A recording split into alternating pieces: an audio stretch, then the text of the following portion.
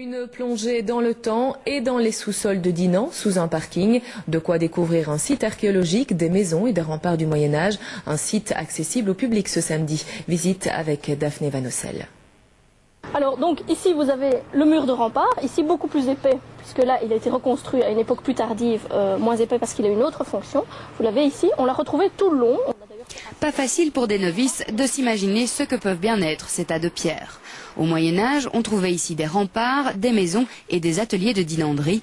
Aujourd'hui, ces vestiges sont confiés en toute quiétude à des apprentis archéologues. Il faut savoir que les jeunes, mais tout novice d'ailleurs, finalement est souvent très méfiant et fait beaucoup plus de précautions même qu'un archéologue ou qu'un ouvrier sur un chantier de fouille. On m'a demandé tant tout à l'heure si on n'a jamais cassé d'objets. Vous savez, la plupart des objets qu'on découvre en fouille sont quand même déjà cassés. Je trouve que c'est chouette de retrouver des trucs que nos ancêtres avaient, des objets. Tu aimerais bien en faire ton métier ? Oui. Pourtant, même si des vocations naissent, le but de ces baptêmes archéologiques n'est pas de former de futurs archéologues. Le but ici c'est de sensibiliser les jeunes et moins jeunes au patrimoine et à leur propre patrimoine, à leur patrimoine local, pour dire oui tout le monde sait bien qu'on fouille en Égypte, mais voilà, à Dinan, en dessous d'un parking, il y a quelque chose.